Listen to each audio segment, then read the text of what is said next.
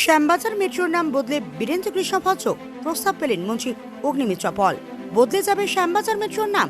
৪ August কিংবদন্তি বেতার ব্যক্তিত্ব বীরেন্দ্র কৃষ্ণ ভদ্রের ১২২তম জন্মজয়ন্তীতে উত্তর কলকাতায় তার স্মৃতি বিচলিত বাসভবনে গিয়ে শ্রদ্ধা জানান রাজ্যের মন্ত্রী অগ্নিমিত্রা পল। আর তখনই বেশ কিছু প্রস্তাব রাখা হয় তার কাছে। আর তারপর থেকেই শ্যামবাজার মেট্রোর নাম বদল নিয়ে জনমনে শুরু হয়েছে জোর জল্পনা। যদিও মন্ত্রীর প্রস্তাবের বিষয়ে মুখ্যমন্ত্রীকে জানাবেন বলেই জানিয়েছেন। সরকার এখন কি সিদ্ধান্ত নেয় এখন তারই অপেক্ষা।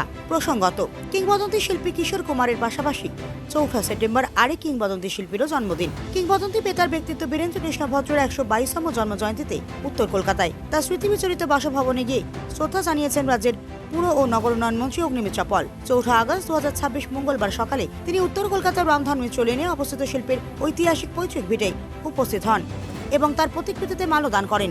এই শ্রদ্ধা জ্ঞাপন অনুষ্ঠান থেকে বীরেন্দ্র কৃষ্ণ ভদ্রের স্মৃতি রক্ষার্থে কয়েকটি গুরুত্বপূর্ণ ঘোষণা ও প্রস্তাব আনা হয়েছে। মেট্রো স্টেশনের নামকরণ।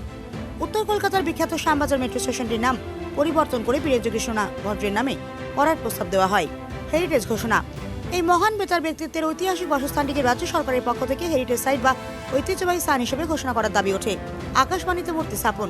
যে আকাশবাণী ভবন থেকে তার কণ্ঠে মহিষাসুর মর্দিনী সম্প্রচারিত হতো, সেই আকাশবাণী চত্বরের ভেতরে তার একটি পুনরাবয়ব মূর্তি স্থাপন করার উদ্যোগ নেওয়ার অনুরোধ করা হয়।